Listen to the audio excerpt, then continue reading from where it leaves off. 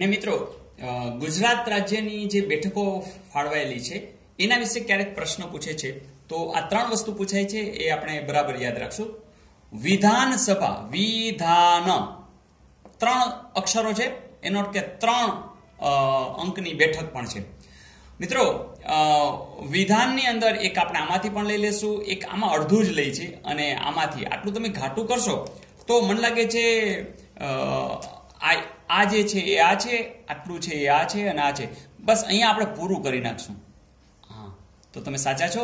182. લોકસભા, બસ હવે લોકોનું કામ નથી, મત આપી આવ્યા છે, હવે એ લોકો કામ કરવાના છે. તો માત્ર સભા ઉપર ધ્યાન, અને સભાની અંદર જ માત્ર આટલો જ ભાગ, એટલે કે અહીંયા બગડો દેખાય છે, અહીંયા મને છગડો દેખાય છે, એટલે કે લોકસભાની બેઠક હશે બગડો અને છગડો, એટલે કે 26. અને રાજ્યસભા એને રામ રાજ્ય, તો એક રામ છે અને એક એ રાજ્ય રામ રાજ્ય થાય તેવો કોઈ વ્યક્તિ કામ કરી રહ્યું છે.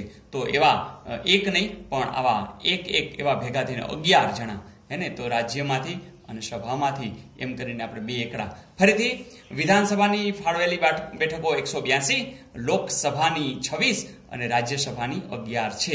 તો હાલની આ બેઠકો ક્યારેક પૂછાઈ જાય તો તમને આવડવી જોઈએ. ઓકે ને મિત્રો, હાલની જે પરિસ્થિતિ એટલે કે 1/5/2017ની જે પોઝિશન છે એમાં થોડુંક યાદ રાખી લેશું કે હાલના આપણા રાજ્યપાલ શ્રી છે ઓમ પ્રકાશ કોહલી, જે 16મી જુલાઈ 2014થી કાર્યરત છે.